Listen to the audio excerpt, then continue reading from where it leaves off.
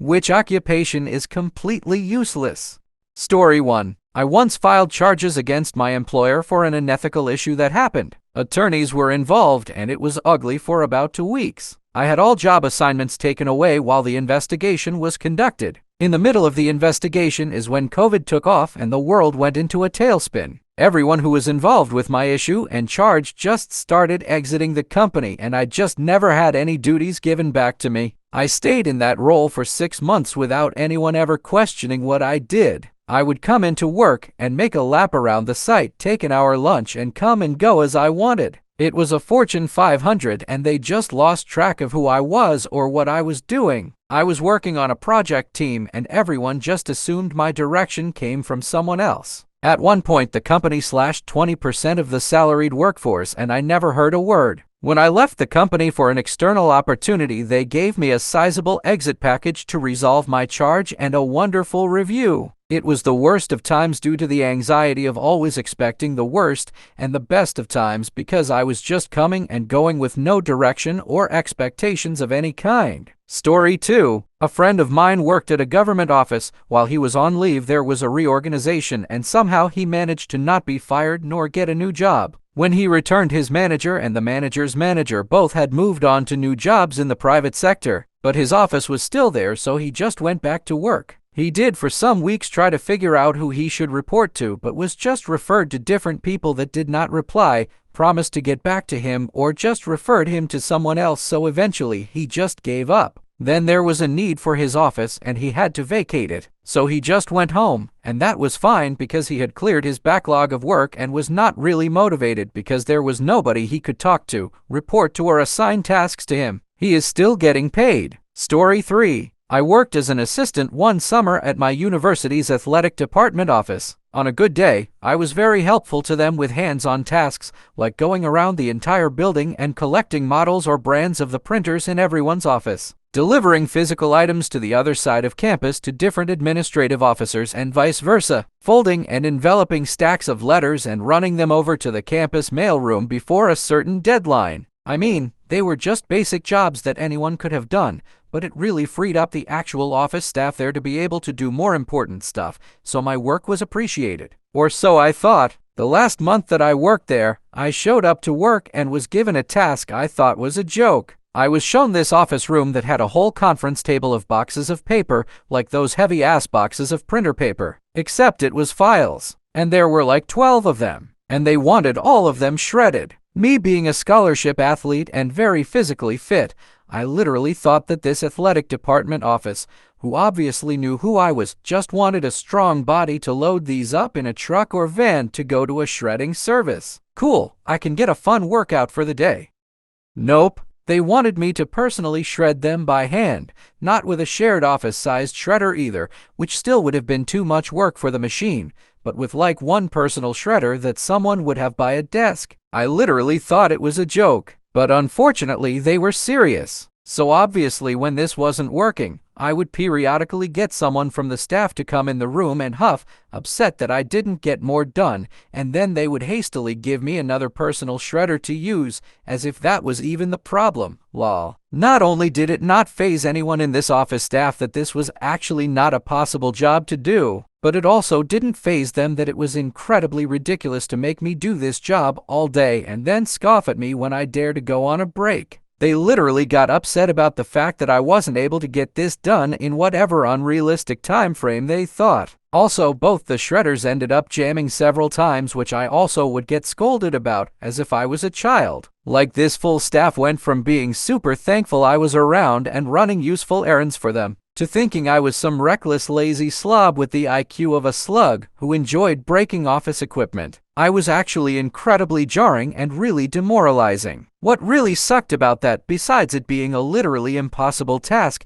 is that the people who worked in this office were professors who taught 300 and 400 level classes for anyone in a sports-related major, which is what I was studying. These professors literally watched me give presentations, write papers, and pass their exams. Nearly all of them were doctorate level, and I was enrolled in their courses the upcoming semester as I was going to be a senior. It actually was incredibly stressful because I thought all of these professors now were going to have some weird-ass bias against me over this stupid paper shredding thing. Mind you, this whole thing happened because my school's athletic department office didn't want to pay a shredding service for an obvious shredding job. Instead, they kept me around for additional 3 weeks, so 1.5 paychecks plus the cost of broken shredders. Only so I could not be able to finish it on time before my sports preseason started, but leaving just enough that they ended up needing to call a service anyways, lol. Anyways, long story short, I'm pretty sure they did hold some type of grudge. I still passed their class, but I still dealt with little passive-aggressive comments my entire final year. The only time I genuinely saw one of the doctorate professors smile at me that whole school year was when they handed me my diploma. I'm still mad I didn't make some type of joke about shredding my diploma. Story 4. I had a useless job wagon. I worked remotely for the state unemployment division. The job was to take very specific calls routed to my team,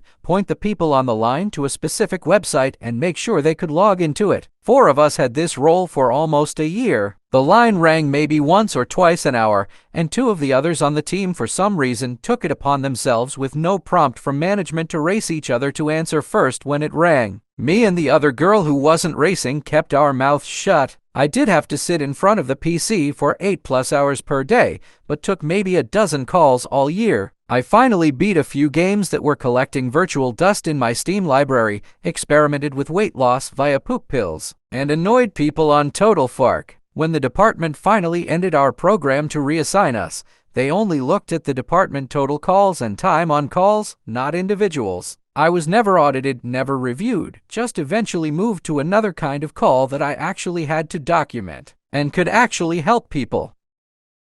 Story 5. Pet Psychic. Our golden retriever was getting joint therapy because of his shoulder injury, worked with a vet, dog did swimming 3 days a week in a heated pool where he could exercise without putting weight on the joint, also did some exercises, is now fine. The place also did laser therapy and acupuncture for dogs. Someone said something about Hudson, which is our dog's name. Only they were talking to another dog. Oh, they said, that's the dog psychic's dog. Apparently you could find out what your dog was thinking. I know what my dog is thinking. Most of the time he either wants what I'm eating or he wants me to throw the ball. Story 6. I had always wanted a job, something to fill my days and give me a sense of purpose. So, when I saw the job opening for a grocery store greeter, I jumped at the opportunity. I imagined myself standing at the entrance, welcoming customers with a smile and a friendly greeting, making them feel happy and appreciated. But the reality of the job was far from what I had imagined. I spent most of my time standing at the entrance, watching people come and go, without much interaction at all. Most customers were in a hurry, focused on their shopping lists and their busy lives, barely acknowledging my presence. Sometimes, I would try to strike up a conversation with a customer, asking how their day was going or complimenting them on their outfit. But more often than not, they would just nod politely and move on, not interested in talking to me at all. At first, I tried to convince myself that my job was important. After all, I was the first person customers saw when they entered the store, and I could set the tone for their shopping experience. But as time went on, I realized that my job was utterly useless. Customers didn't need me to welcome them, they just needed to get their shopping done and get on with their day. Sometimes I felt like a clown, standing there with a fake smile plastered on my face, greeting people who didn't want to be greeted. Other times, I felt like a prop, a decoration meant to make the store look friendly and welcoming. But in reality, I was just a waste of space. I tried to find meaning in my work, to convince myself that I was doing something important. But no matter how hard I tried, I couldn't escape the feeling that my job was pointless. I was a grocery store greeter, and there was nothing useful about that. Story 7. I took a job scheduling residential HVAC technicians for a mid-sized company after a few years of working in the field. A few months in, the company ended its residential program to focus on commercials. Thing is, they already had commercial schedulers. My boss told me she'd find me a new role, but then she took another job elsewhere and left. I stayed as a scheduler with no one to schedule in a department that no longer existed. No one in the office seemed to realize this, and for over half a decade, I would show up, make friendly conversation in the break room while making my coffee, and then literally just did nothing the rest of the day. Having left a stressful job, it was glorious. Occasionally, someone would ask me an HVAC or system-related question over email, and that was it. I made sure everyone liked me by bringing in bagels every Monday and donuts every Friday. Then COVID happened, and now I was doing nothing at home. When I learned the company was being sold, I figured I wouldn't tempt fate anymore and applied elsewhere. My department head gave a glowing recommendation, having no idea what I even did, but knowing I was friendly and helped him jump his car a few times. Story 8. When I was 20 or so, I had a temp job that paid $10 an hour. In 1994, which was actually pretty decent then, about $20.5 in 2023, and my job was literally to press a button to refresh a number in some system and see if it went over 80. What should I do if it goes over 80? Tell someone. That's it. Hey, the number went over 80. I never saw it go over 80 BW. I have no idea what the number represents. After a week of doing this, they then gave me an additional duty, walking out to a printer and tearing the feed strips off the side of the printouts. Finally, near the end of the temp job, they had me stop pressing the button and I went into this big conference room filled with monitors, and my job was to see if the monitors turned on and didn't burn out after 2 minutes. They were monitors that were about to be shipped out to clients or something. Then I had to put the monitors in a box. That's it. That was the entire job.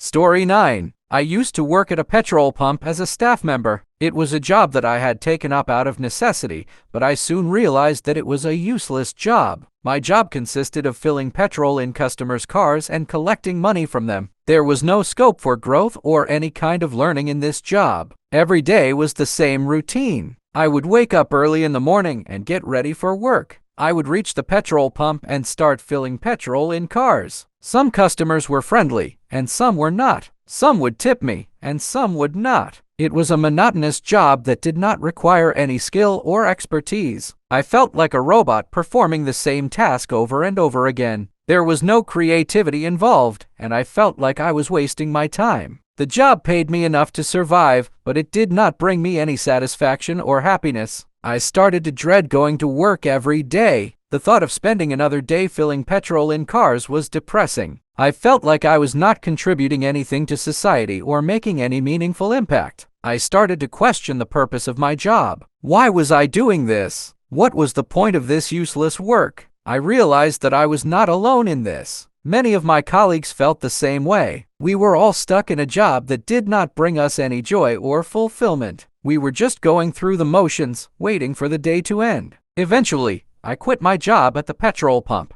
I knew that I needed to find a job that would bring me some sense of purpose and fulfillment. I did not want to waste any more of my time doing useless work. Story 10. I'm an off-site subcontractor for a huge corporation. Huge, as in not just one building at headquarters, it was an entire campus spread over 20 buildings. I work from home, so I'm a subcontractor, not an actual employee. And I need to go to HQ for a week of hands-on work that can't be done at home. The hands-on work required access to a server room, and the server room was locked. You needed a passcard to get in. So for the first day or two, I'd have to bug an employee to let me back into the server room after going to the bathroom or to lunch. Plus, I had nowhere to work, nowhere to set up my laptop and actually get work done. There were no desks or chairs in the server room. So some low-level executive got the bright idea, let's get them a temporary badge and passcard to access the server room without bugging anyone else, and let them set up in one of those empty, unoccupied offices. The intent was for this to be temporary, but the corporate wheels started moving. All of a sudden, overnight, that unoccupied office got all the things that a new hire would get. Staplers, monitors, file folders, pens, pencils, desk blotter. A binder showed up with a company handbook, policies, maps, and so on. The next day, the office had my name on it. A brass plaque on the door had my name on it. And a phone was installed,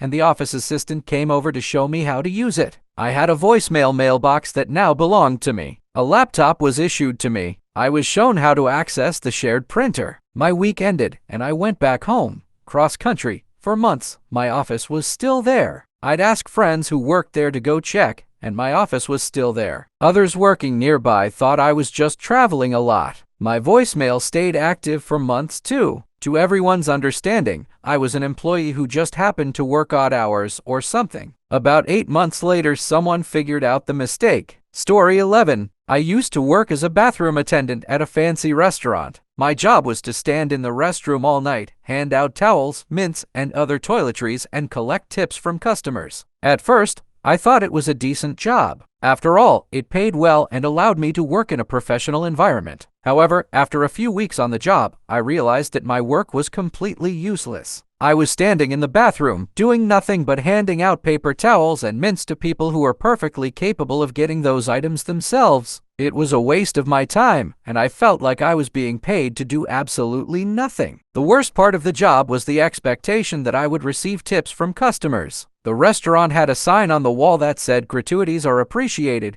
which meant that I was expected to receive tips from customers who used the restroom. It made me feel like a beggar, standing in the bathroom with my hand out, waiting for people to give me money for doing nothing. Some customers would try to strike up a conversation with me, but most of them just avoided eye contact and tried to leave the bathroom as quickly as possible. I didn't blame them. I wouldn't want someone standing in the bathroom, pulling a tissue out of the box just to give it to me and force me to tip them. One night, I had finally had enough. I looked at myself in the mirror and realized that I was wasting my time on a job that had no value. I quit on the spot and walked out of the bathroom, never to return. In the end, I learned that working a job that feels useless and unfulfilling is a waste of time. I now work in a job that allows me to make a real impact and feel like I am contributing to society. I no longer feel like a beggar, standing in the bathroom with my hand out. I have moved on to bigger and better things, and I am much happier for it.